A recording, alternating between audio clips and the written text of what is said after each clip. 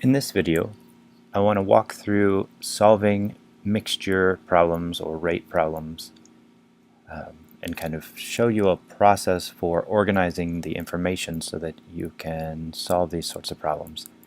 You may be asked for different things, but as long as you fill in as much of the material as you can into the structure, you'll be able to kind of work through how they work. In this case, we're talking about investing and percentage earned, those sorts of things.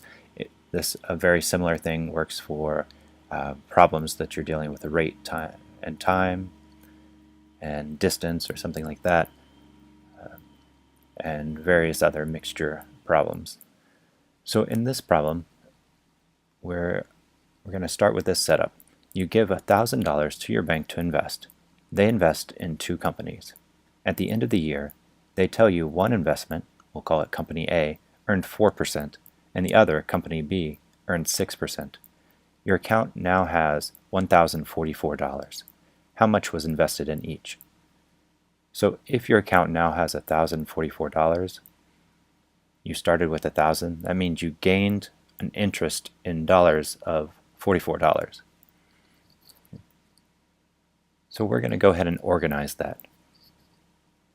Now, we have a few different things to keep in mind with our information. We know that there's something about Company A, something about Company B, and then we know something about the total amount of money. So we need to keep that in. So like we said, we know that the total dollars that we invested was $1,000. Okay, so we can keep that in mind. We also know the interest amounts for Company A and Company B were 4% and 6%. I went ahead and wrote it in decimal form. And then we also have a question about the dollar amount of interest. We know, like we talked about in the previous slide, that we gained $44 in interest. So one thing to keep in mind is the relationship between the dollars invested, the percent interest, and the dollars of interest. And that's a pretty straightforward relationship. If we take the amount that we invest, multiply by the percent of interest, we get our dollars of interest. Okay? So I'm not sure how much I invested in A, and I'm not sure how much I invested in B. That's what we're trying to figure out. So I'm just going to put some variables, or right now they're unknown. They may take on different values, and I have to figure that out. We also talked about how the number of dollars of interest is 44. Then when we multiply those through, we can see that in Company A, the dollars of interest should have been 400ths A, and for Company B, the dollars of interest should be 600ths B. And if we want, we can also kind of work backwards and say, well, the total interest that we earned on our $1,000, if we earned $44, must be 44 thousandths,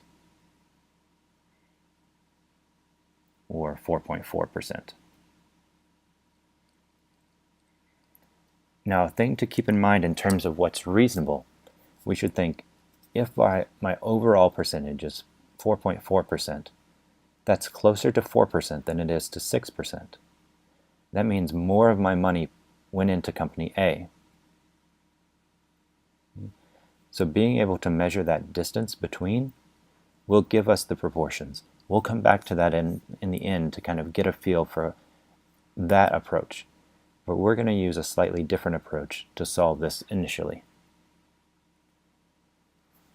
So we know that the number of dollars that we invested in Company A plus the number of dollars that we invested in Company B has to equal 1,000. So we have A plus B equals 1,000, where A is the little a is the number of dollars in Company A, and little b is the number of dollars invested in Company B. Then we also know that our interest from A and our interest from B should add together to give us our total interest. And you can see that in the second equation in gray. Using that information, now we have two unknowns and we have two equations with those unknowns. That's a good situation to assume that we have something solvable. Now, both these equations are what we would call linear equations. There's a linear relationship between A and B. And they're going to intersect somewhere. If we were to graph these two lines, they would intersect. And that intersection point is the point where the first equation and second equation both give meaningful values for A and B.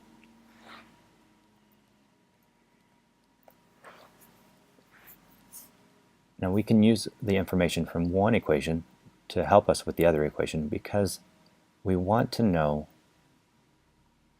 we want to be able to solve, and if we have one equation with one variable, then that's something that we can solve.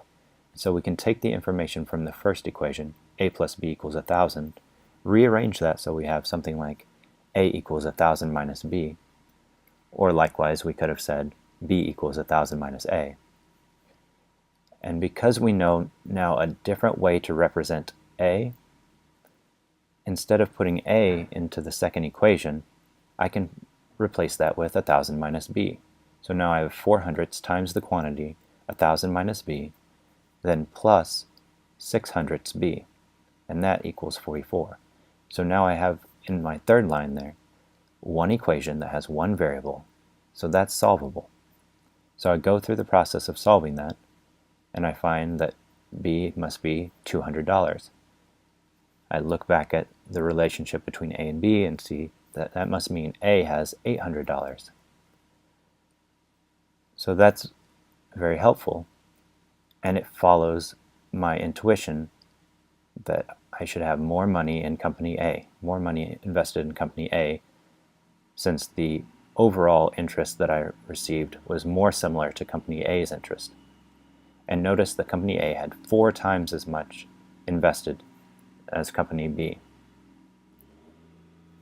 Now if we look at our 3 values on a number line, we see company A at 400ths, company B at 600ths, and our total overall interest at 4.4%. And if you counted those squares between, you'd see that we have 4 units between, which are 4,000ths, between the red and the blue, which is company A and the average, and then 1,600 or thousandths between the blue and the green, which is between the average and company B. And so company A had to have 4 times as many. You can think of it kind of like a gravity. It had 4 times as much pull on the average because it was 4 times closer, so to speak. Hopefully that gives you a way to think about setting up these problems. Creating a chart like this that has one company or one rate or whatever sort of situation you're in, the other, compare it to the total. Your 2 equations are going to look a lot like this often. They're going to be a sum in this respect, a sum in this respect, and then you're going to have some sort of multiplication usually going in the horizontal direction. That's going to help you organize your information, and you're setting up the variables based on what you want to know, what you don't know yet but you want to know, which is what we saw in the question initially. How much was invested in each? So hopefully that helps you get an idea of how to approach these types of problems, and remember that this applies to a lot of different types of problems where you are kind of mixing different things together.